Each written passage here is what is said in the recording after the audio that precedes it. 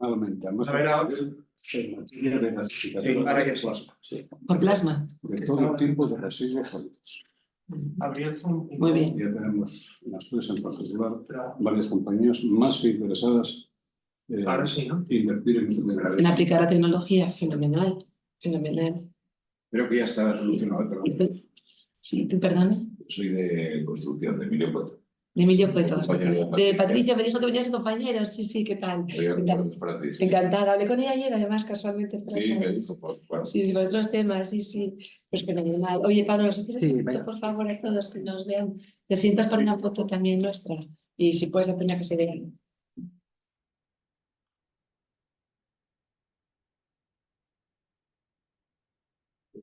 Que se vean muy generales.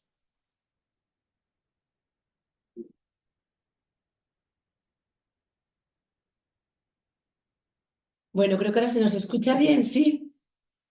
Sí, ¿verdad? Nos Sí, escucha. ahora sí. Oye, pues volvemos a empezar, entonces, si os parece. Buenos días y siento que haya arrancado sin vosotros. Me presento de nuevo y presento de nuevo el equipo que me acompaña. Soy la directora de Energía y Minería, soy de la mina, Díaz Aguado, Mini. Algunos ya os conozco y me acompaña Mauro Rodríguez Piedra, que es el jefe de sección de reactivación y transición energética. Y me acompañan también dos personas que están detrás de la cámara, pero que son dos personas muy importantes en el equipo, que son Pablo y Luis Ángel, y que son los técnicos expertos en subvenciones que trabajan con nosotros en el día a día y que están aquí también para atender vuestras dudas y vuestras preguntas. Deciré también que es muy importante que, bueno, aparte, por supuesto, de daros las gracias a la Cámara de Comercio por organizarlo y por prepararnos esto, pues la Cámara de Comercio es una parte muy importante. También queremos que escuchéis lo que hay detrás y nos acompaña las cámaras de comercio, perdón, nos acompaña también Gonzalo Mesa de Delegación de Gobierno en la parte de industria, que pensamos que es muy importante. Yo estaba diciendo, justo cuando descubrimos que no me escuchabais, estaba diciendo que para nosotros este es un momento importante porque por fin vamos a lanzar las ayudas del Fondo de Transición Justa a través de una convocatoria que creemos que es realmente interesante.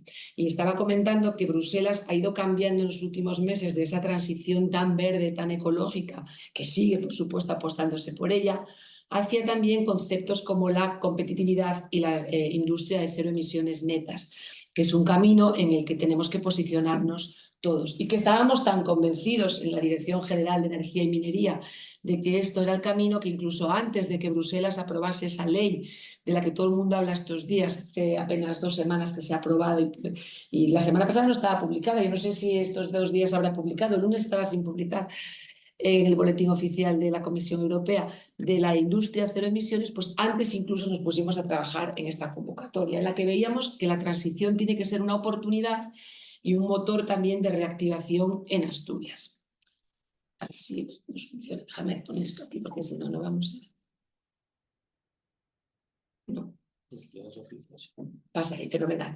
Entonces, por haceros un poco de historia, en el año 2022, en diciembre del 22, se aprueba el Plan de Transición Justa, el Plan Nacional de Transición Justa y el programa del Fondo de Transición Justa, en el que hay una parte muy importante de Asturias. Aunque hay quien opinaba que íbamos tarde, no es cierto, fuimos a la misma velocidad o mayor que muchos países europeos. Y lo bueno que tiene el Plan de España es que las regiones han podido hacer sus propias apuestas por sus prioridades o temas que son de interés para la región, cosa que en otros países les ha venido dado desde arriba. Yo creo que eso es bueno, porque hemos podido diseñar nuestro mapa y porque conocemos lo que queríamos hacer o pensamos que puede ser bueno. Y es bueno también porque permitiría corregir actuaciones si fuera necesario. Y podéis decir, hombre, pues desde el 22 hasta ahora ha pasado 1 año y medio. Y sí, ha pasado 1 año y medio, pero en este año y medio han ocurrido muchísimas cosas en la comisión. Ha habido muchos cambios de reglamentos, ha habido muchos cambios de normativa y lo que hemos intentado ha sido coger lo mejor de todo lo que ha salido para poder aprovecharlo de la mejor manera posible. En Asturias, el Fondo de Transición Justa, yo creo que este es un mensaje muy importante, ha traído 263 millones de euros para un periodo que se extiende hasta 2027. Es muchísimo dinero. Pensad que es tanto como los famosos FEDER. Y sobre todo es mucho dinero por la filosofía que va a tener en Asturias el fondo. Por tanto, yo creo que otro gran mensaje es que es un momento de oportunidad, es un momento muy importante y os vamos a necesitar. Yo os contaba que la ventaja que tiene este fondo para Asturias es que hemos podido diseñar qué creemos que tiene interés o qué queremos que tenga interés también. Y en ese qué creemos y qué queremos, pues hemos establecido lo que se llaman subprioridades, que son líneas de trabajo que llevan el AST delante por Asturias y que en realidad son 6 líneas de trabajo. 6 líneas de trabajo que la primera la hemos marcado, en la primera y la segunda un gordo, pero no porque sean más importantes, sino porque ahora mismo tienen más dinero en dotación, ¿vale? La primera es la transformación ecológica de la industria, y ahí caben muchas cosas, casi todo, hacia una industria más sostenible, hacia la movilidad sostenible, hacia la economía circular, hacia la eficiencia energética, que es la partida en la que más dinero se ha puesto. Y la segunda es el impulso a la cadena de valor de las energías renovables, que es lo que nos ocupa hoy, el almacenamiento, el autoconsumo, el hidrógeno renovable, todo líneas en las que, bueno, pues yo creo que las empresas asturianas además son buenas y son muy buenas competidoras, o sea, son muy buenas compitiendo incluso nacional e internacionalmente.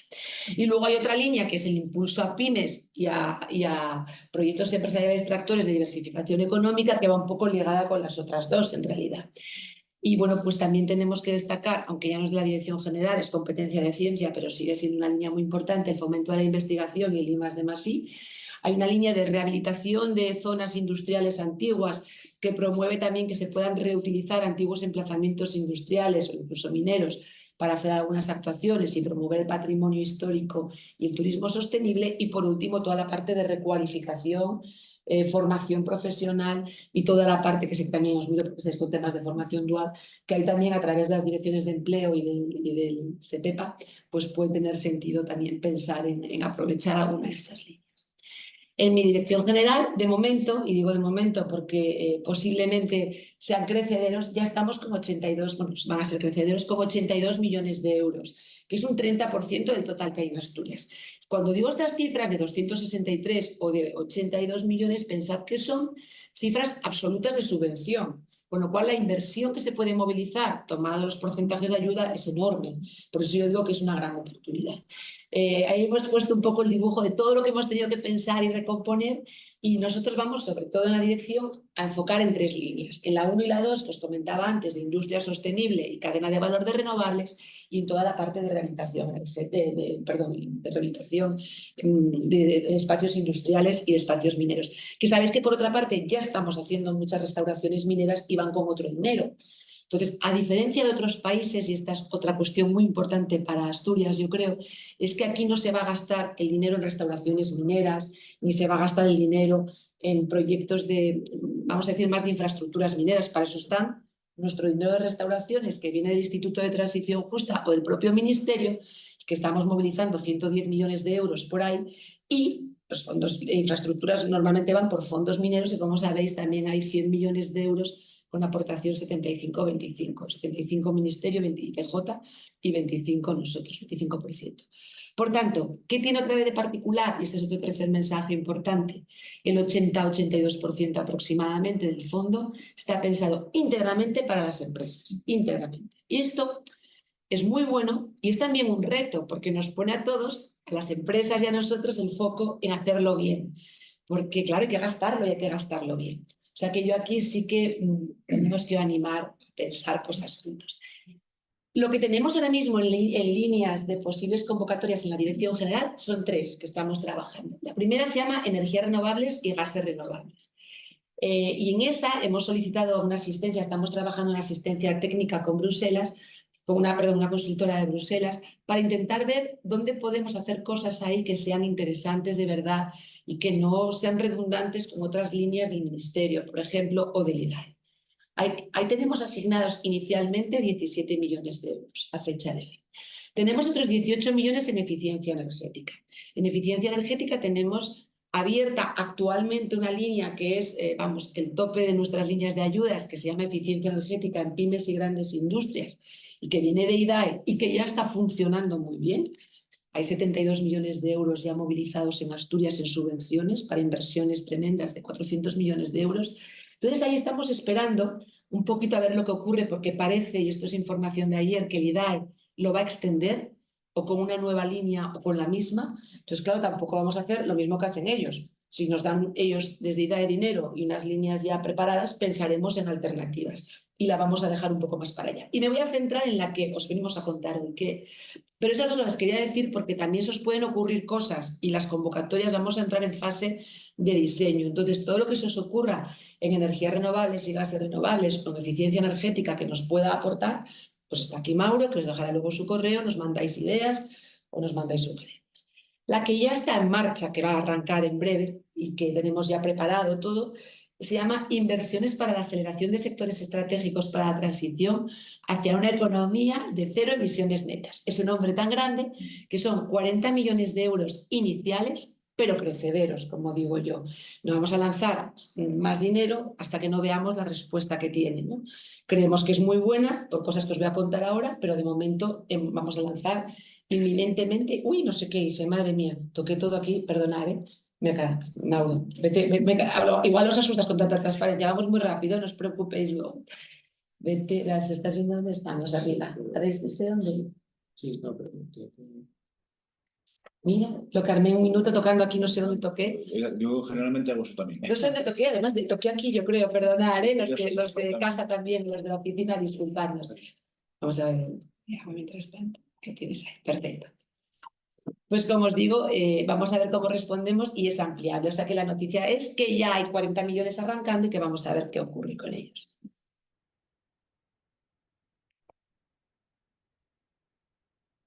Esta transparencia que parece que no dice nada, lo dice todo. Porque lo que ha habido que hacer con esta convocatoria, claro, nosotros, una de las razones por las que hemos tardado un poquito en lanzar toda la convocatoria es porque la comisión solo quería que se diesen ayudas a pymes. Nosotros comprendemos que las pymes son fundamentales, pero claro, dar 263 millones, bueno, un 80%, 200 millones de subvención a pymes con el tejido industrial que hay en Asturias, que sabemos que el 96-97% son micropymes, es imposible, yo creo. Y además pensamos que también es muy difícil para las pymes a veces concurrir a líneas de ayuda de forma directa. Entonces, hemos intentado luchar muchísimo el que se incluyan grandes empresas. Pensamos que las grandes empresas tienen que ser tractoras directas, bien porque hacen un proyecto y pueden llevar incluso ya de frente, ya os lo contaremos, a las pymes con ellos en ese proyecto mediante una agrupación, o bien porque van ellas solas, concurren solas, pero luego subcontratan a pymes, que también es otra opción. Entonces, eso fue clave para nosotros, meter a las grandes empresas. Y para eso tuvimos que hacer un proceso tremendamente complicado que se llama notificación. Es tan complicado que todavía ayer hablando en Madrid con el director general del IDAE me decía, es que casi no se sabía notificar a nivel país. O sea, ¿cómo os atrevisteis? Me decía yo, pues bueno, porque tiramos para adelante. Y lo conseguimos. Hemos conseguido notificar a la Comisión Europea en un tema importante de ayudas de Estado y decirles, oiga, nosotros vamos a ayudar a grandes empresas. Y nos han dicho que sí, hace apenas 2 semanas, yo creo 3, ¿no? 2 semanas fueron, yo creo. El 14 de mayo, perdón, no tienes en la fecha, un mes. Entonces, ese es el pistoletazo de salida para lanzar la convocatoria. ¿Cómo estamos ahora? Pues mirad, ya se publicaron las bases, que las tenéis publicadas, que Mauro os las va a masticar hoy, como os decía antes, y tenéis el apoyo de los técnicos. Ya tenemos el ok de la Comisión Europea, ya tenemos dinero y por tanto solo nos falta lanzar la convocatoria que tiene que hacerse sí o sí en las próximas semanas. Bueno, otra de las cuestiones muy importantes que ha tenido todo este proceso y por el que yo os decía es que la Comisión sacó muchos reglamentos, fuimos pensando, fue porque encontramos uno que nos pareció muy bueno. Tan bueno nos pareció que ahora la Comisión está intentando cambiar cosas internamente para adaptar otros reglamentos a esto. Porque hemos sido algunos ha sido yo creo que Alemania, el IDAE y nosotros a ello, que es un reglamento temporal por la guerra de Ucrania, por la crisis, se llama temporal, marco temporal de crisis y transición de la guerra de Ucrania. Y claro, acudir a ese reglamento que nos ha permitido, pues mirad, nos ha permitido 2 cosas claves. La primera, que las empresas puedan hacer inversiones productivas dentro de su propio CENAE.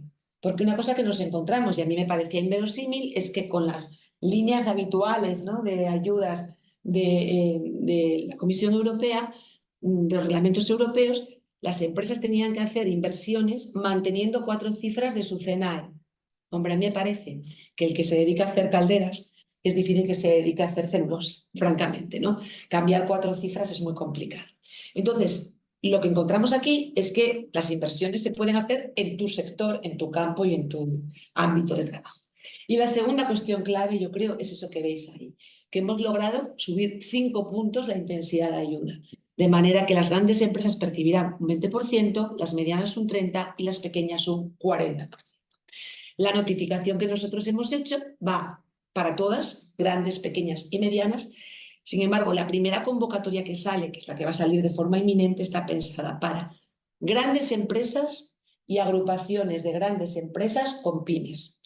La que va solo para pymes, que la habrá específicamente para pymes, va a ser muy similar, con intensidades del 30 y el 40, y saldrá respectivamente y saldrá posiblemente a finales de año. Pues os explico esto. La convocatoria es, como os digo, yo os voy a contar, ya os digo lo gordo y luego os voy a dejar con Mauro, para grandes empresas o agrupación de al menos una gran empresa con pymes. Una agrupación que no tiene que tener personalidad jurídica propia, no es una UTE, y esto es importante decirlo, exige un acuerdo previo de agrupación que nos enviéis con la documentación y que justifique que estáis en agrupación. Y otra cuestión clave, si recordáis hace un momento yo os decía, un 20 para grandes, muchísimo porque es 5 puntos más, lo normal era un 15%, y si hablamos de un proyecto de 100 millones, son 5 millones más, que no es ninguna tontería. Un 30% para medianas, que también es un 5% más del 25% habitual, y un 40% para las pequeñas, que suben del 35 al 40%. Pues bien, si se va en agrupación hay una ventaja.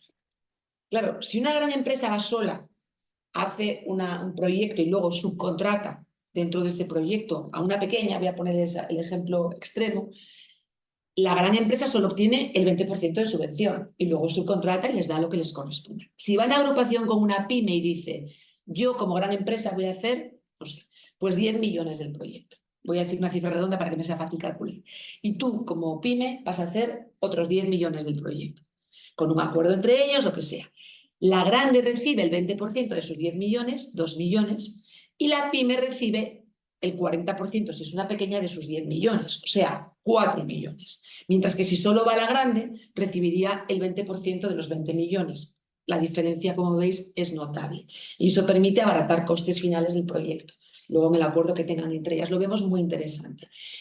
Como digo, habrá otra convocatoria posterior a final de año, muy parecida a esta, con algunos matices que igual ya les puedes ir contando a lo mejor un poquito, solo para pymes y agrupaciones de pymes, pero ya solo pymes. Bueno, nosotros os comentamos también que estamos buscando hacer un buen seguimiento de todo esto. Aquí os tendemos la mano a la Cámara de Comercio. O sea, estáis dentro de nuestro Observatorio de Transición Justa de Asturias, que ya está para publicar la página web, y necesitamos vuestro apoyo, porque aquí queremos ser observadores y que seáis con nosotros. Cuando tengáis datos de empleo, de empresas, de actuaciones, pues de formación dual, pasádnoslos, por favor, para estar dentro del observatorio. Y os va a contar Mauro la cancha de juego. Podéis haber puesto Roland Garros ahora que acaba de ganar Alcaraz, en vez de saber de ver. Bueno, estás ya pensando en Wimbledon, yo creo, ¿no? Que vamos a ganar Wimbledon también. Entonces, la cancha de juego es la que hay. Nos gusta unas cosas más y otras menos. Yo voy a ser muy sincera, pero es lo que tenemos. Entonces, como es lo que tenemos, yo creo que tenemos que intentar optimizarlo al máximo y buscar al máximo. Yo siempre os digo, por favor, miraros muy bien los criterios de discriminación, o sea, lo que llamamos elegibilidad, que si no se cumple os quedáis fuera, y los de valoración, que son los que dan más puntuación. Y como detalle os diré que todos los municipios en transición justa, gracias en parte a que Laura también está insistiendo siempre, y Patricia Zapico, nuestra compañera, también nos insiste, todos estos municipios que están en transición justa, que en Asturias son 27, tendrán puntuación adicional, unos puntos extra frente a otros municipios. Pero leéroslo muy bien. ¿Por qué? Porque si os pide, por ejemplo, generar un máximo de empleos y además da una cuantía máxima por empleo, aunque se crea o se piense que se van a generar más empleos, acogeros al mínimo. Luego, si generáis más, van de gratis, voy a decirlo así. Nos lo contáis para meterlo en el observatorio, que es maravilloso, pero no pongáis de más, porque luego si no cumples podemos tener problemas con la ayuda. O sea, que yo creo que es fundamental que os miréis muy bien los criterios, que hagáis un checklist y vais, sí, cumplo, ¿no? Y luego en la puntuación lo que se hacía es, hacéis una tablita y os ponéis puntos vosotros. Como sois muy optimistas, luego bajáis un 10% y decís, ¿dónde tengo que subir? Y ver un poco cómo redondear cuestiones. ¿Hay algún tema importante que os va a contar Mauro respecto a los temas de no hacer daño ambiental, respecto a temas, documentación que nos piden? Y yo vuelvo a repetir, lo encuentro horroroso, que me parece un rollo. Ahí a lo mejor también vosotros como cámaras nos podéis echar una mano en alguna cuestión, Mauro, luego lo habláis, porque a lo mejor podéis incluso ayudar pues a preparar alguna documentación general o alguna cosita a través vuestro. Podemos hacer algún acuerdo, alguna cosa. Lo más importante, y yo sí que os voy a dejar con la parte más dura, más técnica, es que esto tiene que ser una transición verde en un paraíso verde, que es el que tenemos en Asturias, y que pensamos que es muy buena oportunidad de verdad y que tenéis que intentar ir al máximo, ¿no? Con esto. Y bueno, pues ir pensando también, y yo os lo dejo ahí la mano tendida, en la convocatoria de pymes, los que seáis pymes, e ir pensando también en las otras dos líneas, a ver cómo podemos hacer cosas. Cabe mucho, cabe todo lo que está dentro de los campos que tenemos. Claro, no se pueden hacer cosas que no estén ahí dentro. Pero bueno, yo creo que hay una oportunidad estupenda. Así que os animo a preguntar, a veros y que nos tenéis a disposición, porque lo que queremos es que salga muy bien. Así que muchas gracias. Os voy a dejar ya con Mauro. A Mauro, en ese caso. ¿Eh? De hacer de azafato de traigo agua. Ay, pero un poquito de agua, Mauro.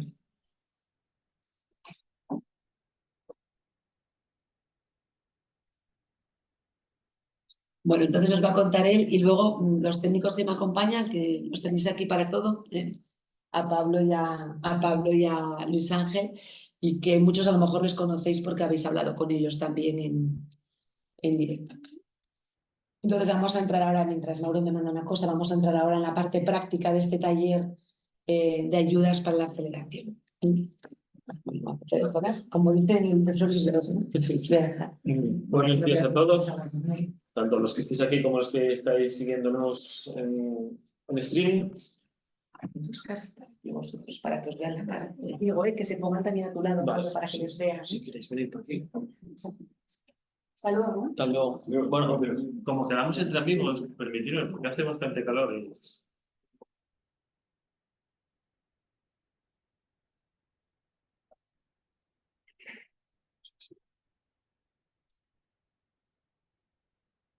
Empieza. Pues vamos a salir en YouTube. Esto. Lo que sí me gustaría, sobre todo para los que estéis en casa, porque aquí ya se presentaron, ¿hay alguien que trabaje en una consultora o que sea de una consultora o que todo empresas? Por eso Hola, buenos días. No sé si se me oye bien. Sí, se te oye bien. Buenos días, sí, mi nombre es Cristina de la Rosa. Yo soy la responsable del área de inversión de la consultora PISA, Proyectos de Innovación. Mauro, encantada y gracias por la jornada. Un placer. Igualmente. ¿Alguien más? Entiendo que no. Vale, bueno.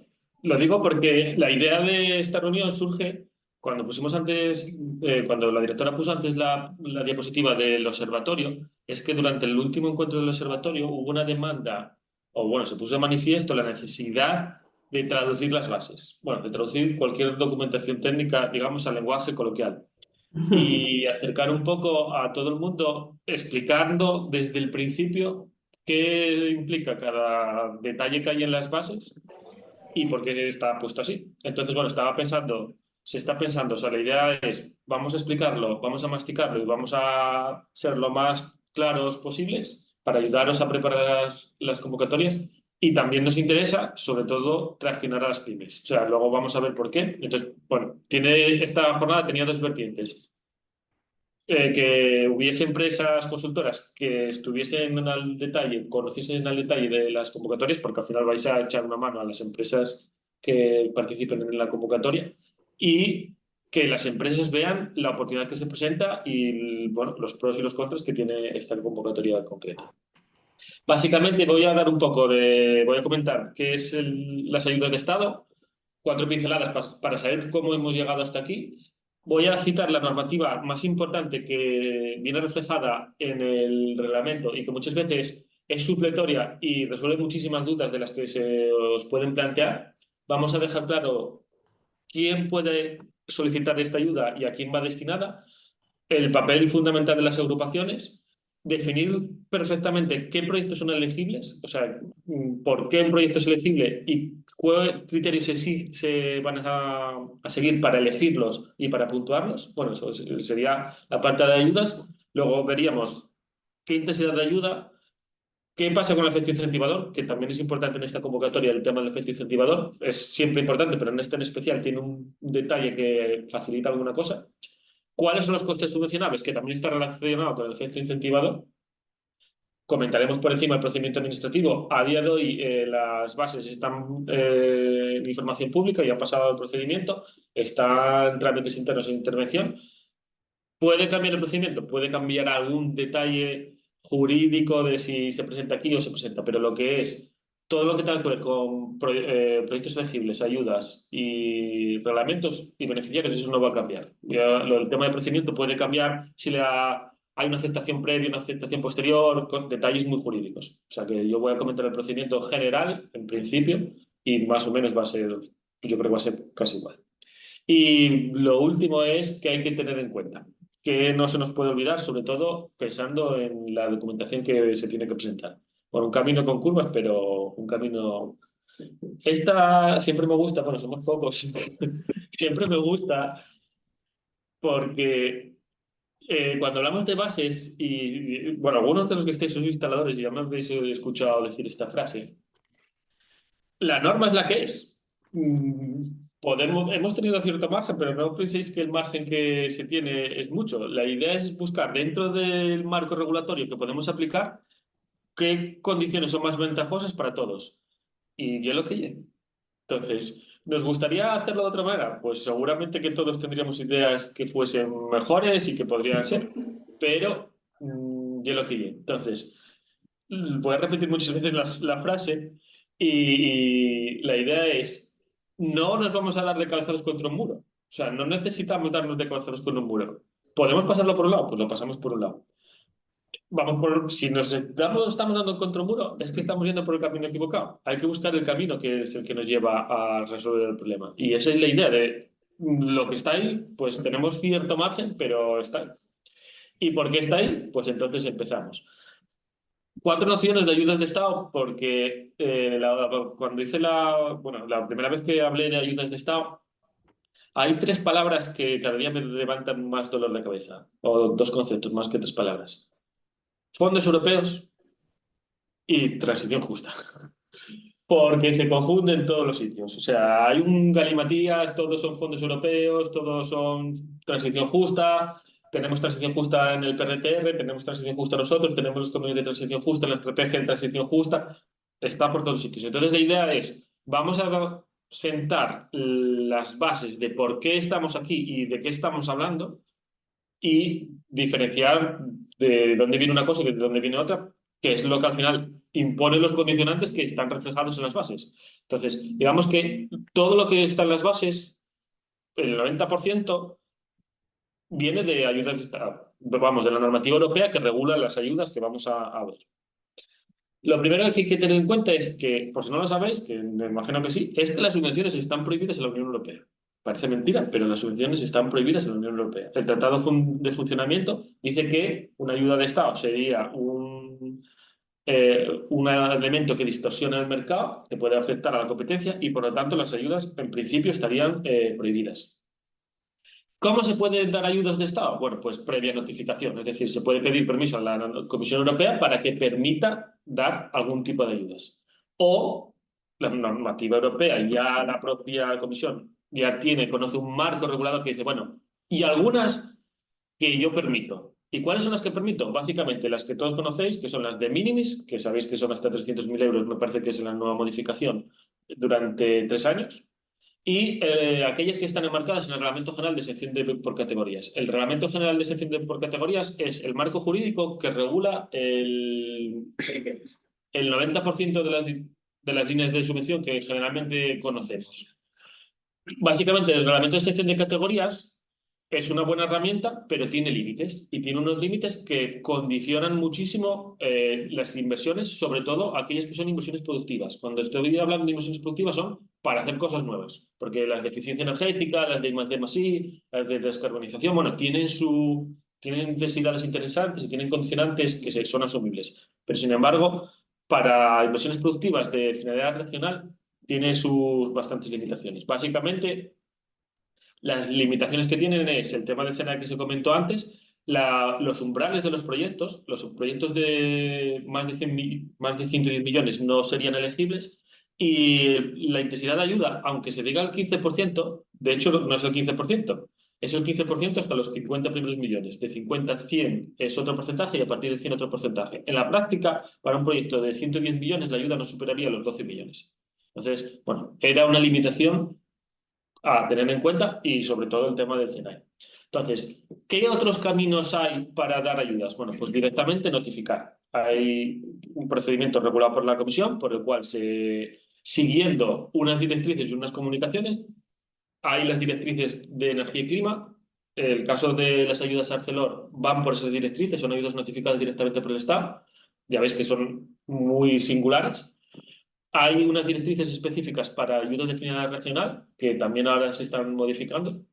Y está el marco temporal de crisis y transición, que es una herramienta que se publicó en el 2022 como consecuencia de la invasión de Rusia de Ucrania y que da una ventaja porque es bastante ágil en comparación con los procedimientos habituales, pero está muy, digamos, encaminado a ciertas cosas. O sea, vas al marco si te encaja lo que hay ahí, porque si no, no te interesa. Si no, habría que ir a la notificación, vamos a decir, estándar, que sería a través de directrices y podría, bueno, sería posible, pero sería también complicado. Entonces, la decisión que nosotros tomamos fue, vamos a ir por el marco temporal porque es el que me ofrece ventajas más interesantes y además es un camino relativamente rápido. O, bueno, laborioso, pero ágil, vamos a decirlo. Una vez que tenemos claro el tema de ayudas de Estado, ya sabemos que para poder dar unas ayudas tengo que cumplir una normativa, pero ahora tengo que tener que me pone unos condicionantes, que serán los que sean, pero luego tengo que tener en cuenta de dónde saco el dinero para dar esas ayudas. Si yo tengo superávit y como puede ser Alemania, y me autofinancio, pues mis limitaciones están única y exclusivamente en las ayudas en la normativa de ayudas de Estado. Si yo para dar las ayudas tengo que acudir a fondos que la Comisión Europea pone a disposición de las regiones, pues voy a estar condicionado por los requisitos que cada una de esas cajas donde la Comisión pone dinero, para yo pueda sacarlas, me va a imponer unas condiciones. Entonces, los fondos europeos son al final herramientas financieras que lo que persiguen es cumplir o alcanzar ciertos objetivos que están marcados por la política de la Unión. Siempre están sujetos a una planificación, generalmente se hace por periodos, 2021-2027 es el periodo que estamos ahora. Hay fondos que tienen carácter estructural y hay otros que tienen carácter coyuntural. Estructural quiere decir que están casi siempre ahí y coyunturalmente que surgen en respuesta a. Y, bueno, el ejemplo es el FEDER, bueno, es conocido en todos los sitios, el FS Plus también, luego están todos los de agricultura, los de pesca, los de interior, I+D. Bueno, ahí tengo un poco una mezcla de la mayoría de los fondos europeos que ahora mismo están disponibles. Cuando digo fondos, son cajones donde los estados o las administraciones regionales pueden acudir para tener dinero para financiar ciertas políticas que tienen que estar obviamente alineadas con el espíritu del fondo.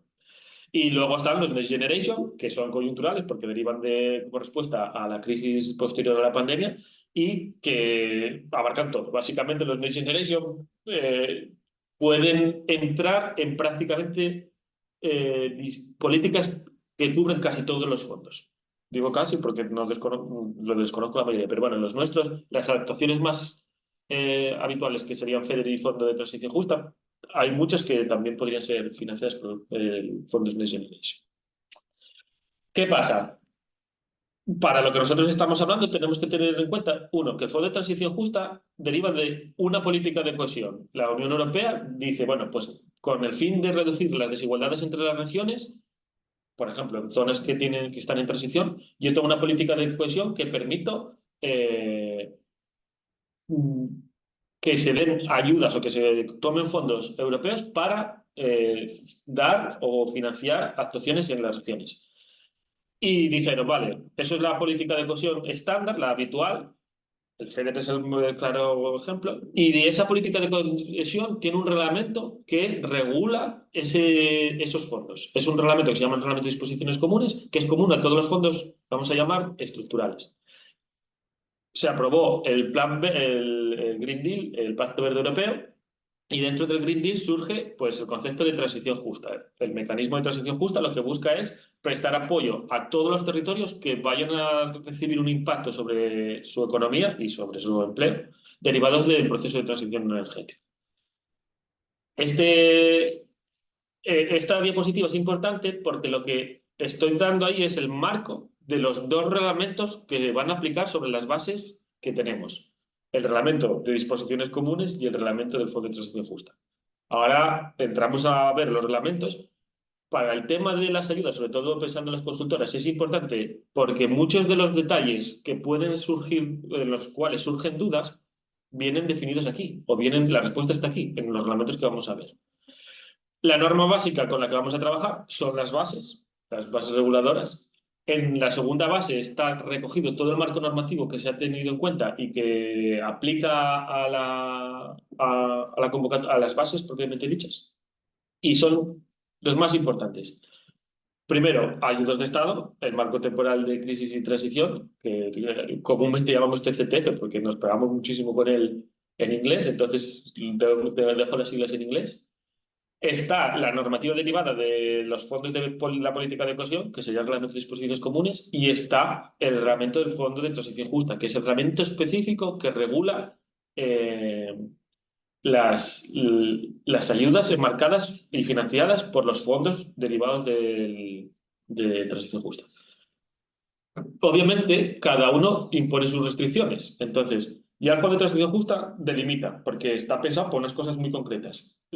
Por ejemplo, un hospital. Un hospital en el Fondo de Transición Justa no encajaría. Podría forzarse en algunos casos algún centro sanitario y demás, pero en general no sería una actuación elegible por el Fondo de Transición Justa. Para eso estaría el FEDER. Y al revés, pues una actuación muy concreta de eficiencia energética, eficiencia energética encajaría en los dos, pero de una inversión productiva es más fácil que encaje en los fondos de transición justa que en otros marcos de ayudas.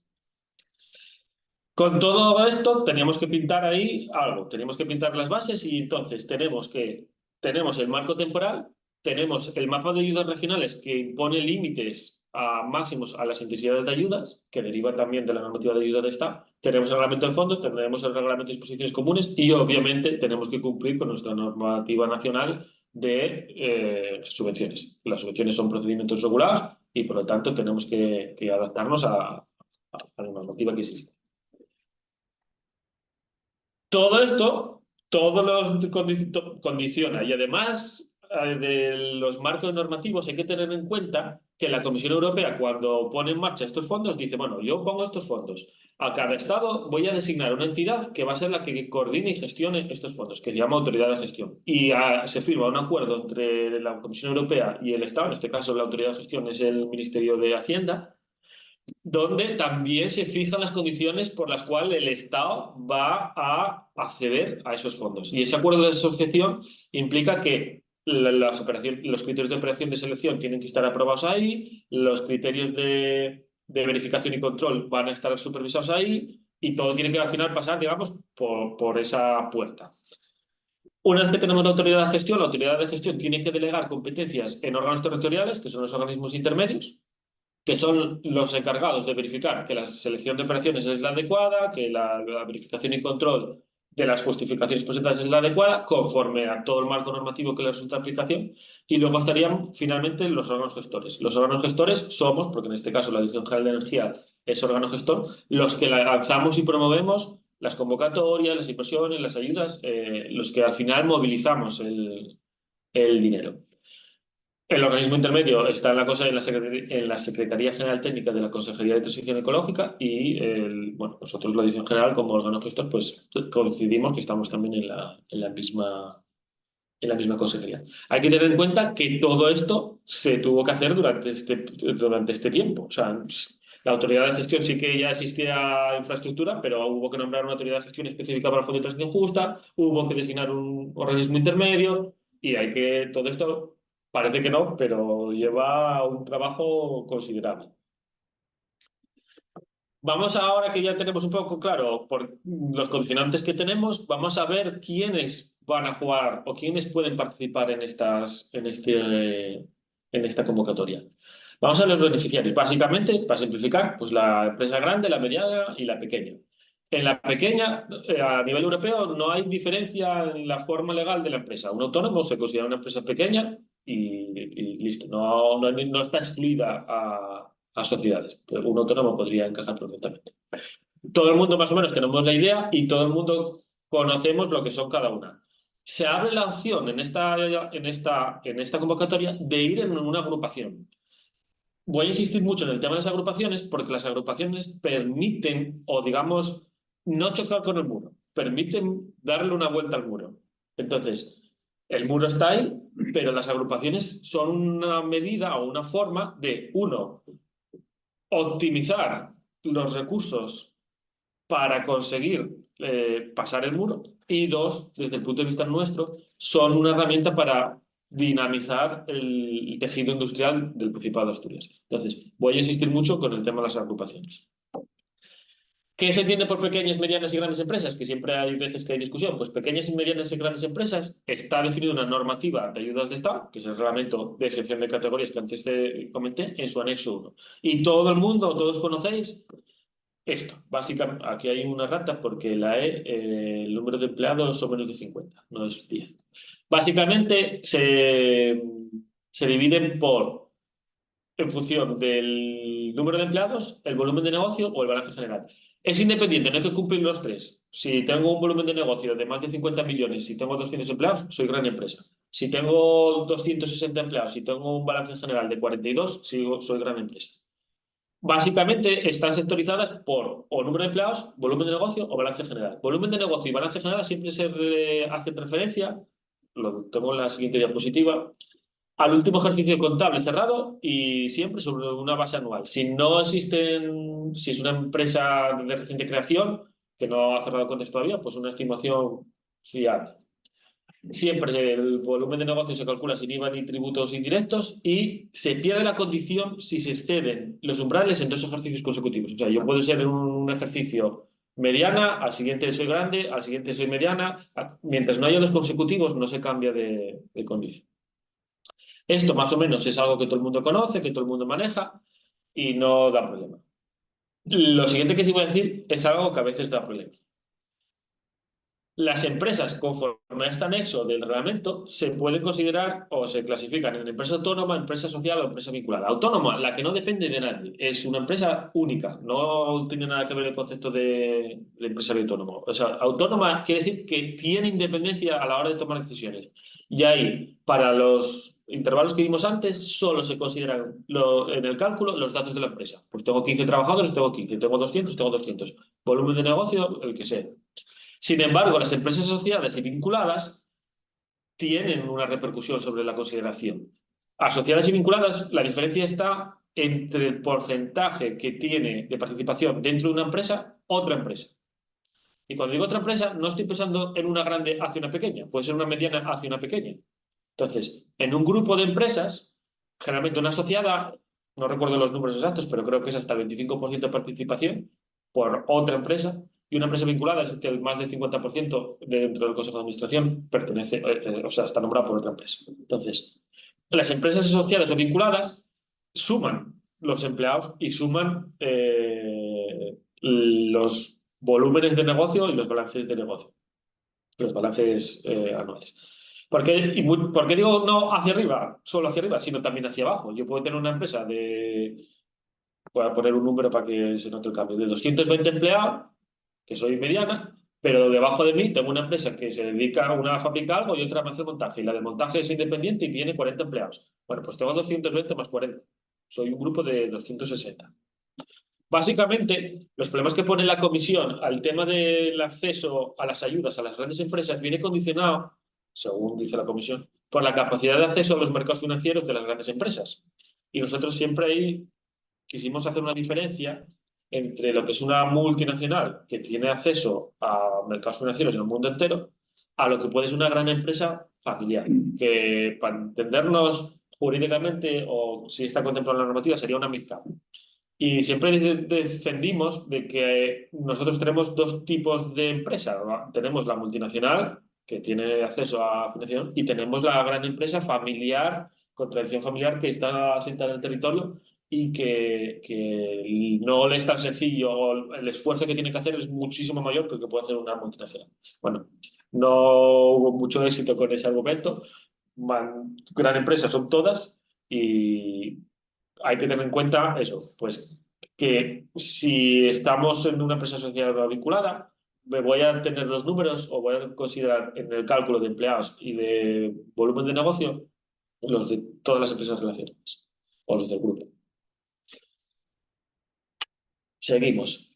En cuanto a los beneficiarios, hay que tener en cuenta que las bases establecen unos requisitos a cumplir antes de la concesión y unas obligaciones con posterioridad a la concesión.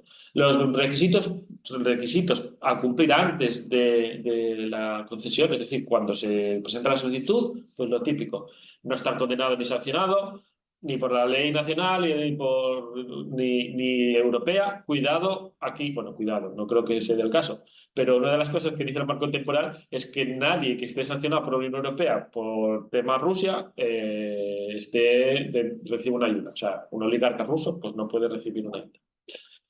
Que no sean empresas en concurso de acreedores o que estén consideradas en crisis, que obviamente estén en una corriente de pago de los tributos y de las cuotas de la seguridad social, que no tengan su domicilio fiscal en un paraíso fiscal y que cumplan con los requisitos de morosidad que dice la ley de subvenciones. Y en cuanto a las obligaciones, ajustarse a las condiciones de la concesión. En la concesión se van a establecer las condiciones de cuántos empleos, cuánta inversión, etcétera, etcétera. Mantener las inversiones y el empleo durante 5 o 3 años. Si es una gran empresa son 5 años, si es una pyme 3 años. No dar lugar a reubicaciones a 2 años, durante 2 años. No se puede reubicar la producción durante 2 años. Y otra que es antes, que es un requisito de los proyectos, el proyecto que se instale aquí no puede ser consecuencia de una reubicación de producción desde Europa, desde otro Estado miembro, aquí. Comunicar cualquier modificación, cumplir con toda la normativa de aplicación ambiental, urbanística, de seguridad industrial, etcétera, etcétera. Comunicar siempre a la administración cualquier aspecto que pueda influir sobre la ayuda y está sujeta a controles y comprobaciones y dar publicidad. El tema de dar publicidad, los cartelinos de siempre, no nos fijamos si está aquí el cartel, porque luego tienen que estar cerca. Temas de por cierto, los que si tenéis alguna duda, que esto yo aquí empiezo a soltar y os puedo aburrir, si tenéis alguna duda o alguna pregunta, pararme en cualquier momento y sin problema. Dentro de las agrupaciones, ¿por qué nos parecen interesantes las agrupaciones? Como antes comentó la directora, la estructura empresarial de Asturias, estos valores son datos estadísticos de Secus, me parece que son, o de Secus o de SADEI, de los dos, me parece que sí. Y básicamente reflejan la realidad de nuestro tejido industrial. Es el que es, y volvemos a la frase, y lo que ye, pero presenta algunos problemas para, por ejemplo, el tema de despegue de ayudas y para el crecimiento de las empresas. Obviamente tenemos un número de empresas grandes, ahí estamos de 86, tenemos pymes relativamente pequeñas y tenemos un gran número de micropymes, o sea, empresas con menos de 10 empleados, con 9 o menos.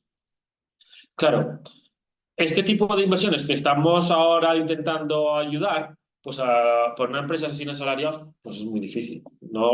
Estas ayudas no están pensadas para empresas sin asalariados. A lo mejor algún emprendedor puede ver una oportunidad y puede, pero no está específicamente pensado para una empresa sin asalariados.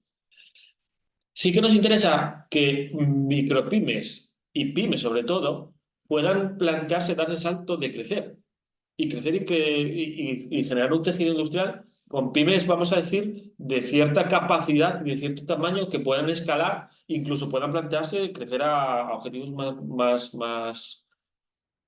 interesantes, bueno, más ambiciosos. Nos viene bien para todos, por el tema de económicos, por tema de calidad de empleo, porque desde el punto de vista de la economía, el sector industrial es importante. Y los empleos que requieren cierta cualificación tienen una remuneración específica, bueno, más elevada o superior a la media, y crean, digamos, riqueza en el entorno. Y ese tipo de inversiones son las que intentamos atraer con este tipo de ayudas. Primer punto que hay que tener en cuenta, no hay que crear ninguna sociedad, no hay que hacer nada. No es necesario que exista personalidad jurídica propia. tiene que haber un acuerdo previo de agrupación donde quede claro quién es quién, qué aporta cada uno y qué obligaciones o qué, digamos, inversiones va a realizar cada uno. Lo más importante, y esta diapositiva es clave, cada miembro de la agrupación va a ser considerado como beneficiario. ¿Esto qué quiere decir? Va a tener compromisos de ejecución individuales, es decir, individualmente va a tener que cumplir él, va a tener intensidades de ayuda en función de la tipología de cada miembro, es decir, si tengo, bueno, luego vamos con un ejemplo. Si hay pyme, pues tendrá la ayuda de pyme, y si es grande, pues grande. Y los requisitos de elegibilidad de la base quinta, que es para grandes empresas, solo se aplicaría a la parte del proyecto que esté promovido por una gran empresa. Pintado en una foto o en un dibujín, que a mí me encantan más los dibujos, porque el texto es más difícil. Vamos a suponer, y voy a poner un ejemplo, y va a usar una caldera, pero no voy a usar una caldera porque no son subvencionables la fabricación de calderas, pero voy a usar algo parecido. Una bomba de calor. Vamos a suponer que alguien, bueno, una de las actuaciones subvencionables es la fabricación de bombas de calor. Hay un fabricante que decide implantarse aquí y ese fabricante ensambla bombas de calor. Y tiene unos suministradores que uno le suministra el calderín, otro le suministra un intercambiador y otro le suministra una válvula de expansión. Cada uno de ellos está fabricando un componente y cada uno de ellos forma parte del proyecto, puede formar parte del proyecto. Si el ensamblador, digamos, es una empresa grande, llevará el 20% de la inversión. Si el X y la Y que vemos ahí son medianas, llevarán el 30% de la inversión. Y si la Z es que le hace las carcasas o le hace la caja, no sé, algo que forme parte de, sea pues, más sencillo, pues llevará un 40% de la ayuda. Eso quiere decir que un proyecto, vamos a poner un número sencillo, de 100 millones, no si fuese solo una empresa grande, serían 20 millones, sería el 20%, pero si está segmentado en distintos agentes y distintas empresas, puede superar esos 20 millones. Y aparte de esa ventaja, viene lo que vamos a ver más adelante. Dentro de los proyectos elegibles está condicionado para las grandes empresas. ¿Cuáles son los proyectos elegibles? Rebobinamos. Esto deriva del Fondo de Transición Justa. El Fondo de Transición Justa tiene una programación y esa programación hay una línea que es impulso de la cadena de valor de las energías renovables, el autoconsumo, almacenamiento energético y el hidrógeno renovable. Tanto para grandes como para pymes. Tenemos el programa del Fondo de Transición Justa que nos permite, digamos, financiar este tipo de proyectos. Vale, ahora hay que buscar cómo lo hacemos. ¿Cómo lo hacemos? Pues como nos vamos a las ayudas de Estado, porque vamos a dar una ayuda de Estado, vamos al marco temporal y el punto 2.8 o el apartado 2.8 de este marco temporal, en el punto 85, que es, vamos, es que cuando lo encontramos dijimos es que no había duda. ¿Qué se financia? La producción de equipos pertinentes para la transición hacia una economía. Equipos, y aquí insisto con la palabra, cualquier equipo de los que se van a decir más adelante. Componentes que estén diseñados y utilizados específicamente en estos equipos, no para otros, para estos equipos. Y también la producción o recuperación de las materias primas fundamentales que también se usen en estos equipos. Estos equipos y los componentes están perfectamente delimitados en las bases. Los equipos están en el punto, o sea, en la propia base quinta, me parece que es, o cuarta, y los componentes en el anexo. ¿Por qué tenemos componentes? Pues porque cuando se pueda pedir las ayudas, o sea, cuando se pueda tramitar la notificación, ya había antecedentes, ya había listados de componentes y nos tuvimos que acoger a eso cambiando aquello que pudimos. Pudimos ayudar a dividir cosas. Prácticamente la idea cuando se hace el tema de los componentes es hacerlo lo más general posible y lo más amplio posible, porque seguro que si lo cerramos mucho se nos olvida alguno. Entonces, y aquí vengo con la siguiente diapositiva. Los equipos están clarísimos, los equipos no hay ninguna duda. Baterías. Paneles fotovoltaicos, solares, bueno, no solo fotovoltaicos, solares. Torres aerogeneradores, torres eólicas, bombas de calor, electrolizadores y sistemas de captación o almacenamiento o tratamiento de CO2. Cualquiera de esos equipos la fabricación de cualquiera de esos equipos es subvencionable. todos los componentes esenciales para el diseño de esos equipos también es un subvencionable. Por eso, en los equipos puede ser una grande, pero en el componente esencial puede ser perfectamente una pyme. Tenemos tradición en el sector metal, tenemos tradición en componentes o en el sector de energía. Bueno, aprovechemos esa experiencia, aprovechemos esos conocimientos. ¿Qué surge aquí muchas veces la duda? Este componente, yo voy a hacer componentes, voy a hacer calderines para bombas de calor, pero también puedo hacer esos calderines para calderas. ¿Esto entra? No, a ver, el proyecto subvencionable, la viabilidad económica del proyecto subvencionable debe basarse sobre la fabricación del calderín para bombas de calor. ¿Que se mejora la viabilidad del proyecto porque además de fabricar eso el mismo calderín lo voy a poder encajar en calderas? Perfecto, no hay ningún problema. Obviamente, cuando eso en la documentación tiene que tener claro que el proyecto es viable para fabricar calderines para bombas de calor. Si ese calderín se puede utilizar en otro sitio para otra cosa, no hay problema. Pero obviamente no tiene que ser el negocio principal. O sea, el negocio principal. No tiene que ser el que sustente la subvención. Tiene que estar sustentada en componentes esenciales. Cuando hablamos también de equipos, siempre puede haber surgir la duda. Un electrolizador, porque bueno, una bomba de calor, todo el mundo sabemos lo que es. Pero los electrolizadores, digamos que están un poco ahí, ¿qué es? El ánodo y el cátodo lleva, o sea, al final vamos a dejar tener cierta margen pensando, vale, un electrolizador o un sistema de captación es un poco abierto, es casi una fabricación in situ para una planta de producción y una planta de captación. Entonces, busquemos encajar ahí nuestra idea. Y ya conté un chiste. Es amplio, o sea, es súper amplio lo que hay ahí. No nos cerremos, pero tampoco nos vengamos con ideas a lo grande. Y voy a contar el chiste, aunque seamos pocos, pero para hacerlo un poco ligero. Estaba un productor de leche intentando mejorar la producción de las vacas lecheras. Hizo un concurso, entonces se presentaron unos músicos, se presentaron unos ingenieros y se presentaron unos físicos. Obviamente voy a tirar por los ingenieros porque somos ingenieros. O sea que los músicos dijeron que si ponían una música clásica mejoraban el 10% del rendimiento de las vacas. Los ingenieros dijeron que con una ordeñadora y un sistema de gestión de entrada, alimentación y demás mejoraban el 15%. Y llegaron los físicos y dijeron que mejoraban el 200% de la producción. Claro, el jurado se quedó así y dijo, ostras, el 200%, cuéntame a ver cómo lo haces. Y dice, bueno, empecemos. Sea una vaca esférica.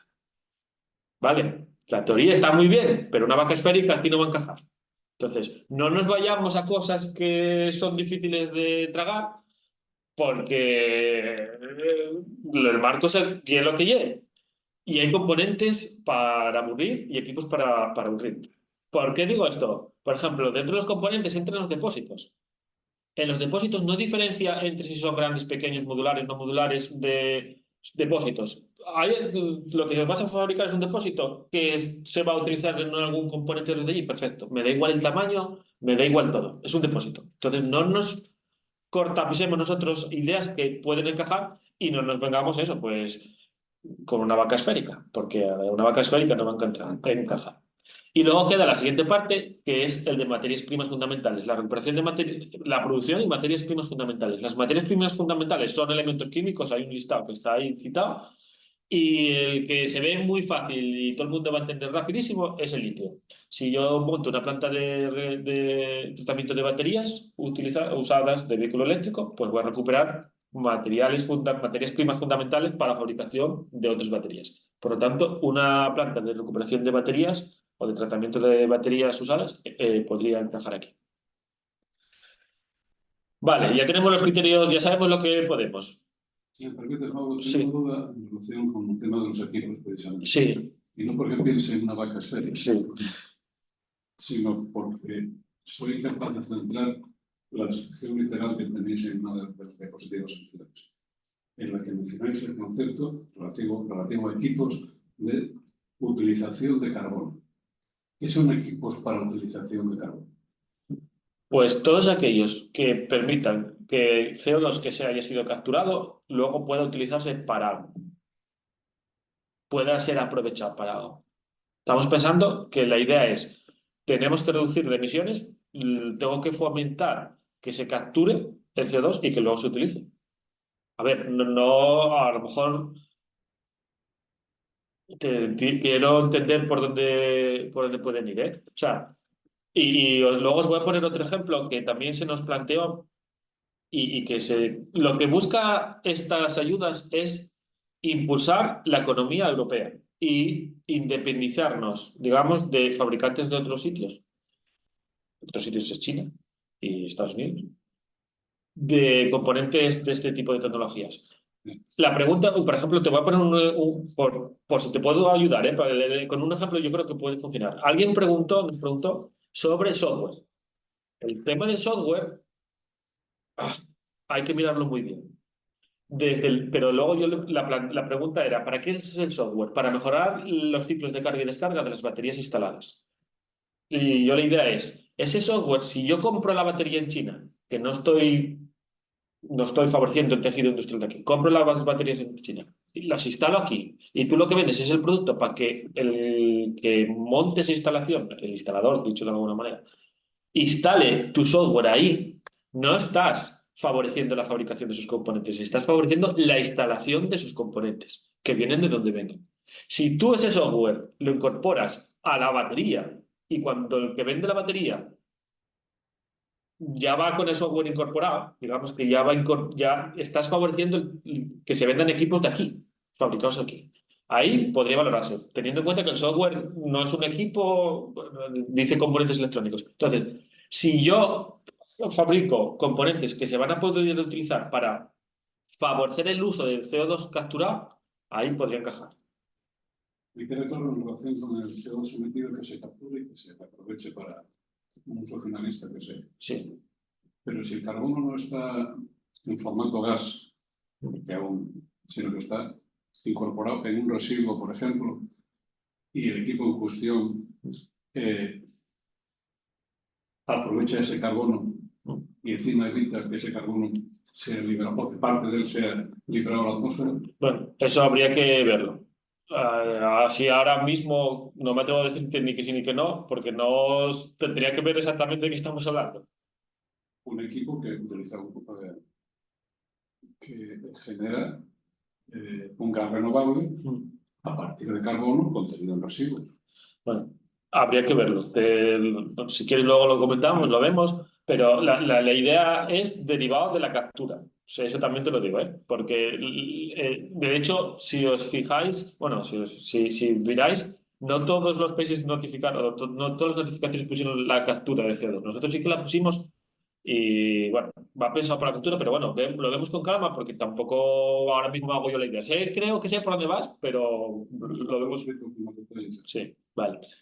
Bueno, todos estos proyectos, aparte de ser elegibles porque tienen que estar en esa lista, tienen que cumplir con los criterios que pues, vienen por la normativa europea. Básicamente, cualquier dinero que haya entrado en la caja del FTJ o el FEDER o todos estos que veis por ahí, cualquier que haya entrado en la caja de los fondos estructurales, tiene que cumplir con los criterios de sostenibilidad y climáticos de la Unión Europea. Algunos de estos ya los conocéis. Bueno, primero, el principio de la eficiencia energética, obviamente tiene que estar todo ultra eficiente. Hay que cumplir con el principio de DNSH, de no causar daño significativo. Ya hay experiencia porque todos los proyectos de MRR ya se estaban pidiendo. Obviamente hay que cumplir con los requisitos de la declaración ambiental estratégica del programa de Fondo de Transición Justa. Bueno, como programa tiene su evaluación ambiental, básicamente ahí se dan grandes rasgos, pues no se puede poner la fábrica en una zona protegida, en un parque natural, no se puede, lo típico de una evaluación ambiental, una declaración ambiental estratégica. Son, digamos, cosas obvias y no tienen mayor problema. Hay que, obviamente, ajustarse a los procedimientos de evaluación ambiental si son de aplicación. Si voy a montar una planta que requiere evaluación ambiental, pues tendré que hacer la evaluación de impacto ambiental correspondiente. Y el último punto, que es el que nos causa cierto, digamos, es novedad y es un poco más... No quiero utilizar la palabra complejo, pero bueno, que es que antes no estaba y ahora está. Es que hay que analizar las medidas de mitigación y adaptación al cambio climático de las infraestructuras. Y por infraestructuras es casi cualquier cosa que dure más de 5 años. Digo casi cualquier cosa porque edificios, puentes, plantas, naves, todo lo que pase por ahí, lo consideran infraestructura. Un curso no lo consideran una infraestructura, pero todo lo que tenga un ladrillo prácticamente es una infraestructura. Y vaya a perdurar 25 años. Esos son todos los condicionantes generales y ahora vamos a los condicionantes específicos para las grandes empresas. Los condicionantes específicos para las grandes empresas, solo para las grandes empresas, es que con la inversión se creen al menos 5 empleos. O sea, tienen que crearse 5 empleos. La ratio máxima de ayuda por empleo será de 80.000 euros. Aquí hay un matiz jurídico que estamos peleándonos. Se ha hecho una consulta específica porque lo metieron como criterio de elegibilidad. Y la duda es, ¿limita la ayuda o limita la elegibilidad? Ahora mismo, de hecho, tenemos una idea y parece que estamos consiguiendo que se suavice.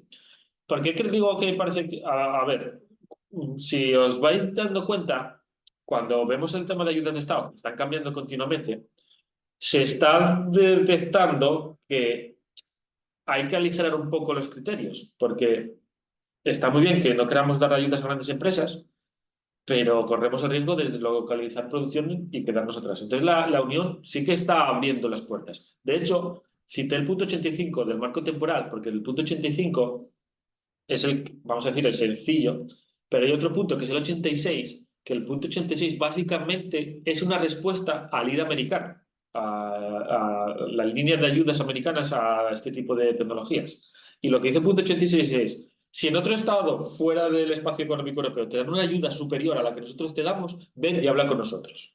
Es directamente con la comisión. Bueno, se hace una negociación con la comisión.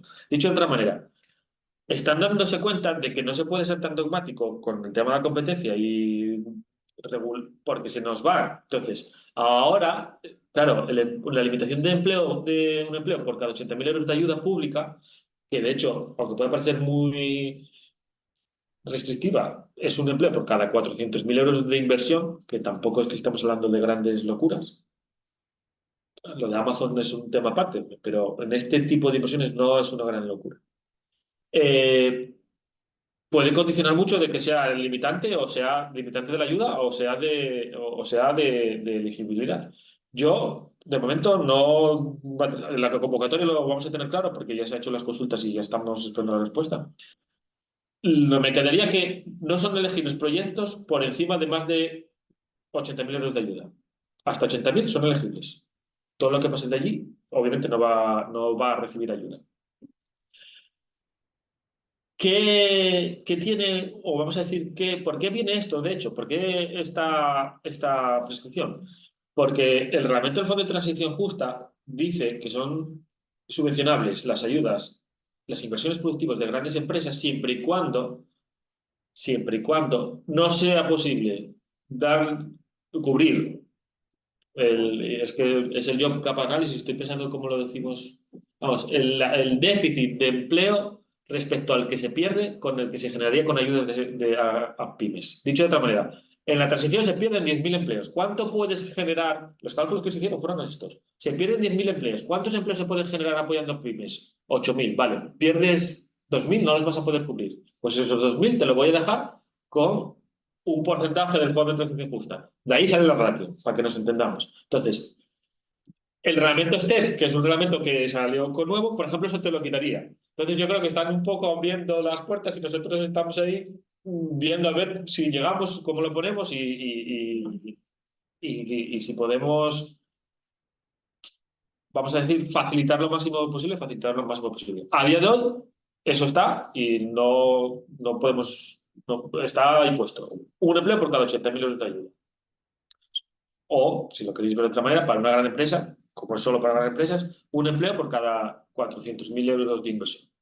Hay que mantener la plantilla durante 5 años y tiene que haber un consumo mínimo de energías renovables. El tema de la sostenibilidad, pues, pacto verde, energías renovables, etcétera, etcétera. Las energías renovables pueden ser producidas in situ o serviría un PPA. O sea, podría tener un contrato con una empresa un acuerdo de renovables. Y ahora vamos a las ayudas. El tema de las ayudas hay que tener en cuenta. Vale, 20%, 30, 40, eso ya creo que está más que superado, todo el mundo ya lo tenemos claro. Hay un límite que no nos preocupa, que es que, bueno, nos preocupa relativamente. No puede haber ayudas dentro de este marco temporal que superen los 200 millones de euros por empresa. O sea, nosotros no tenemos 200 millones, por eso os digo que no nos preocupa mucho. en zonas C, que zonas C, pues por ejemplo sería Asturias. Zonas C viene del mapa de ayudas destinadas regional. Esto está en la base séptima.